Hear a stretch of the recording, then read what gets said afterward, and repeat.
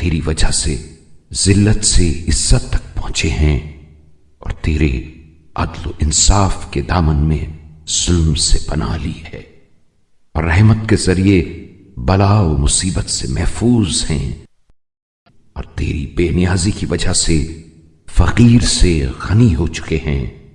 اور تیرے تقوی کی وجہ سے گناہوں، لغزشوں اور خطاؤں سے معصوم ہیں، اور تیری اطاعت کی وجہ سے خیر و رشد و ثواب کی توفیق انہیں حاصل ہے، اور تیری قدرت سے ان کے اور گناہوں کے درمیان پردہ حائل ہے، اور جو تمام گناہوں سے دستبردار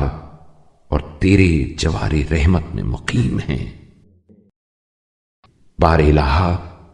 اپنی توفیق و رحمت سے یہ تمام چیزیں ہمیں عطا فرما، اور دوزخ کے آزار سے پناہ دے، اور جن چیزوں کا میں نے اپنے لیے اور اپنی اولاد کے لیے سوال کیا ہے، ایسی ہی چیزیں تمام مسلمین و مسلمات اور مومنین و مومنات کو دنیا و آخرت میں مرحمت فرما، اس لیے کہ تو نزدیک اور دعا کا قبول کرنے والا ہے، سننے والا اور جاننے والا ہے، معاف کرنے والا اور بخشنے والا اور شفیق و مہربان ہے، اور ہمیں دنیا میں نیکی، توفیق عبادت اور آخرت میں نیکی، بہشت جاوید عطا کر،